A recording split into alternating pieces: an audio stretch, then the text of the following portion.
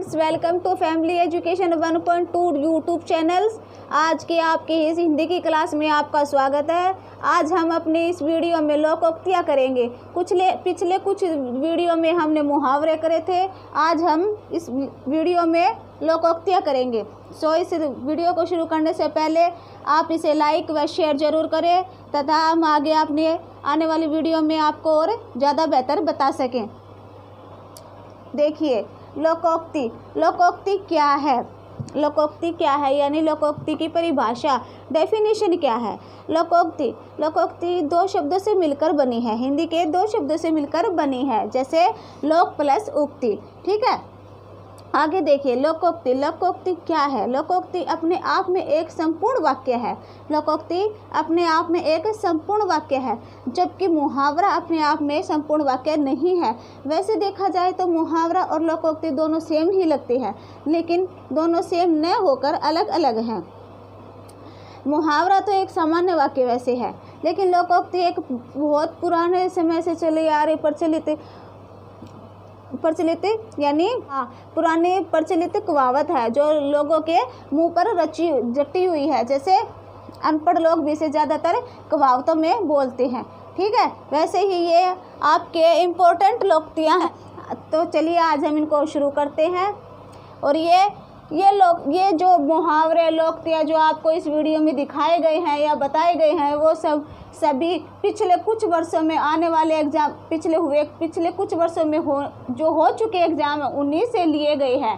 ठीक है, और जो अब आगे आने वाले जो भी एग्ज़ाम होंगे उनमें आने वाली ये इम्पोर्टेंट लोकोक्तियाँ हैं। सो देखिए, अकल का अंधा, ये क्या है? अकल का अंधा। अकल का अंधे का मतलब होता है महामूर्ख, यानी महामूर्ख जिसे बिल्कुल भी ज्ञान न हो, मंद बुद्धि वाला।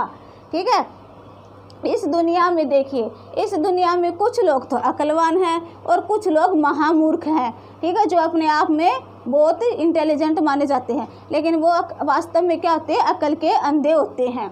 ठीक है, अगला देखिए, चना बाढ़ नहीं फोड़ सकता। इसका मतलब क्या है? इसका यह मतलब है कि समूह के साथ किए जाने वाला कार्य अकेला व्यक्ति कभी नहीं कर सकता। सही बात है। देखिए, जो हम काम समूह में यानी संगठित होकर इकट्ठे होकर जो कार्य कर सकते हैं, वो काम हम अकेले नहीं कर सकते। जैसे हम कहते हैं कि पर्यावरण को शुद्ध रखो या अपने आप के वातावरण को शुद्ध रखो, साफ सफाई करो, अकेले व्यक्ति से कुछ नहीं होगा। जब हमारा पूरा समाज मिलकर उसको साफ करेंगे तब भी वह काम पूरा होगा। जैसे उसी को कहते हैं अकेला चना बाढ़ नहीं फोड़ सकता। ठीक है, अब मान लीजिए, अब कुछ दिनों पहले मोदी जी ने सफाई अभियान चलाया था। उसमें हम अकेले मोदी जी तो कुछ नहीं कर सकते, हम जनता लोग यानी हम जनता, हम उनका साथ देंगे, अपने आसपास के घरों में, अपने मोहल्ले में साफ़ सफाई करेंगे, तभी तो होगा ये साफ़ सफाई का अभियान पूरा शुरू। ठीक है,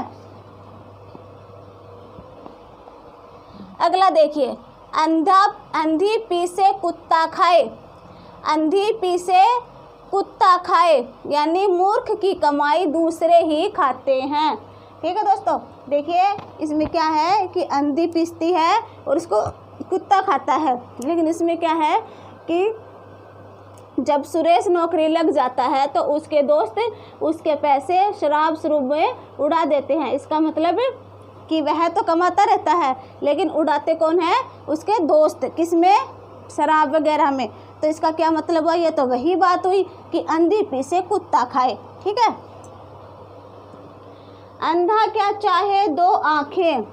अंधा क्या चाहे? दो आँखें।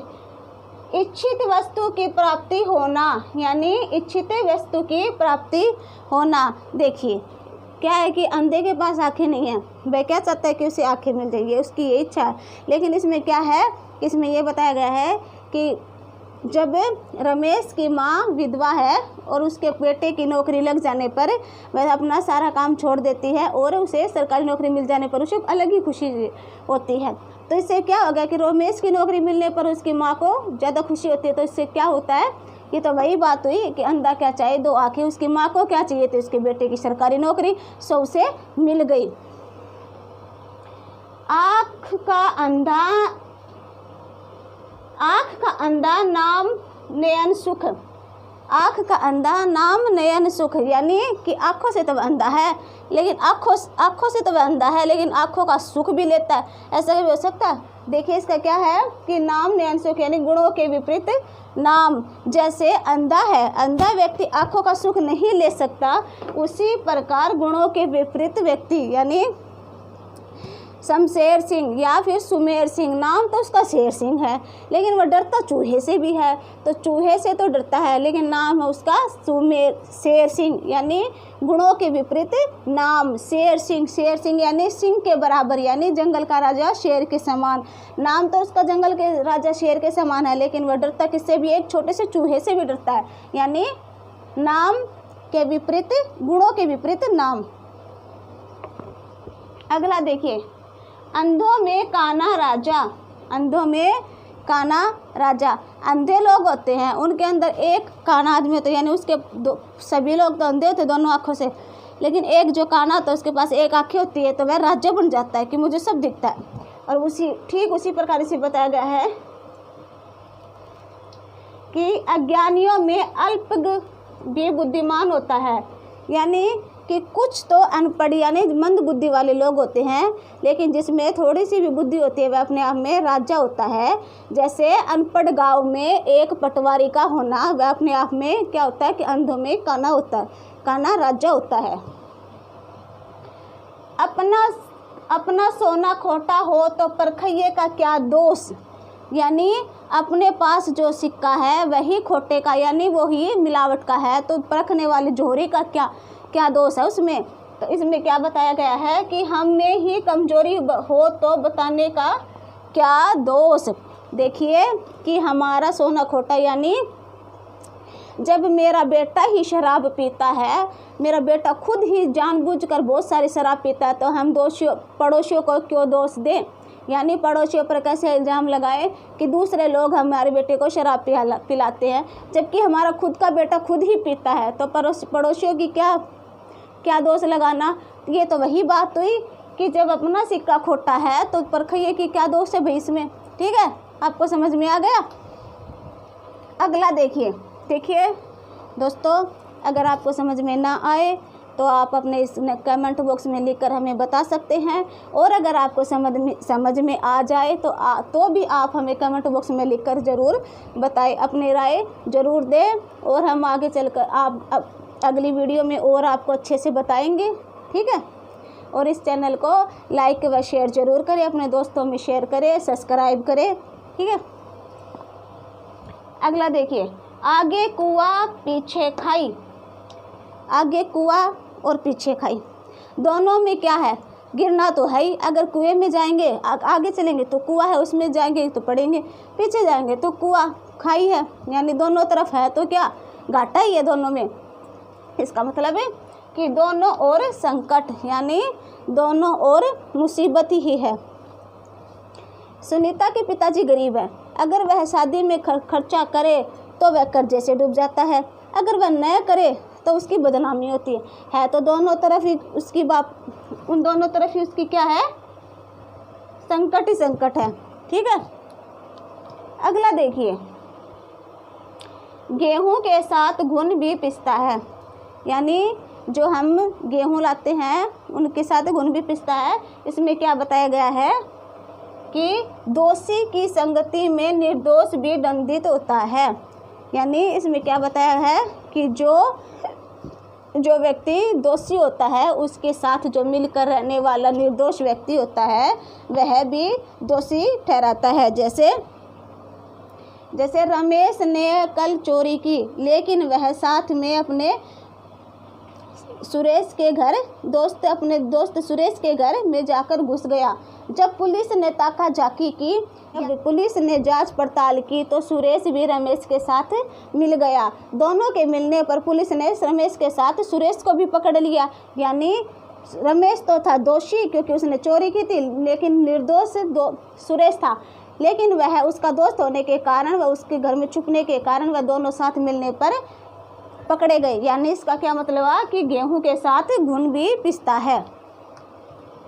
अगला देखिए, आम के आम गुठलियों के दाम, यानी आम के आम गुठलियों के दाम। एक तो हमें आम खाने को मिलते हैं, साथ में गुठलियों के भी पैसे मिलते हैं, यानी दोहरा लाभ। समझ में आ गया आपका कि जैसे हम आम भी खा लेते हैं, गर्मियों में आम का स्वाद भी ले लेते हैं, साथ में जो उसकी गुठली होती है उसका भी मज़े ले लेते हैं उसको बेच के, यानी दोहरे लाभ। इसका क्या मतलब हुआ कि मैंने पढ़ने के लिए अपनी कक्षा में नोट्स बनाए थे और आगे चलकर उन्हीं नोट्सों को मैंने पुस्तक के रूप में छपवा दिए। तो एक तो मेरी पढ़ाई हो गई, दूसरी वो पुस्तक छप गई, उससे मुझे पैसे मिले, यानी मैं भी प्रसिद्ध हुआ, पुस्तक भी प्रसिद्ध हुई, रुपये भी मिले, यानी दोहरा लाभ हो गया ना। तो आम के आम गुठलियों के दाम। अगला देखिए, एक अनार 100 बीमार, यानी एक तो अनार है और बीमार कितने 100। या इसका मतलब क्या हुआ कि वस्तु की पूर्ति की तुलना में मांग अधिक होना, यानी वस्तु तो क्या है थोड़ी और मांगने वाले कितनी हैं ज़्यादा। जैसे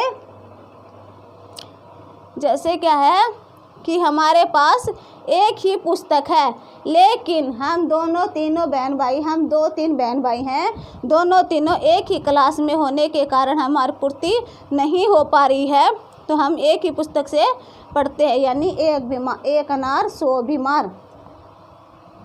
अगला देखिए, कोयले की दलाली में हाथ काले होना, यानी जो कोयले की जो भट्टी होती है उसमें अगर हम हाथ डालेंगे तो हाथ तो काले होंगे ही, लेकिन इसका क्या मतलब हुआ, बुरे कार्यों में जुड़ने पर बुराई ही मिलती है।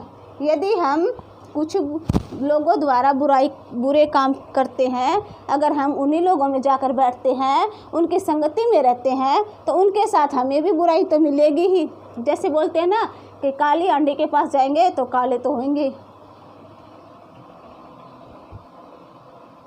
अगला देखिए, खरबूजे को देखकर खरबूजा रंग बदलता है। ये बात तो सही है भाई कि खरबूजे को देखकर खरबूजा रंग बदलता है, यानी एक देखकर दूसरे में परिवर्तन आना, यानी चेंज होना, यानी बदलाव आना। रमेश, तुम तो बहुत अच्छे कार्य करते थे, लेकिन सरकारी नौकरी लगने पर वह भी अब निकम्मा हो चुका है। ये तो वही बात हुई भाई कि खरबूजे को देखकर खरबूजा रंग बदलता है। पहले तो वह बहुत मेहनत करता था सरकारी नौकरी लगने के लिए, लेकिन अब वो सरकारी नौकरी तो लग गया है, लेकिन आजकल सरकारी कर्मचारी जिस प्रकार निकम्मे हैं उसी प्रकार रमेश भी निकम्मा होने लगा है। इसका मतलब कि वह भी खरबूजे को देखकर खरबूजा रंग बदलता है, वही कहावत सच हो गई है। अगला देखिए, घर का भेदी लंका ढाए। घर का भेदी लंका ढाए, यानी घर का रहस्य जानने वाला बड़ी हानि पहुंचा सकता है। ये बात तो सही है भाई कि यदि हम अपने घर का भेद किसी दूसरे को न देंगे तो वह हमारे बारे में कुछ नहीं कह सकता, वह हमारे रहस्य को नहीं जान सकता। देखिए, आपको पता है क्या, जो रामायण के अंदर जो रावण था उसके मरने का किसी को नहीं पता था, रहस्य का किसी को नहीं पता था, परंतु किसे पता था, उसके भाई विभीषण को। यदि विभीषण राम को उसके मरने का रहस्य न बताता तो आज रावण अमर होता, लेकिन रावण का मरने का रहस्य विभीषण ने बताया, ठीक है, क्योंकि विभीषण राम का भक्त था, ठीक है।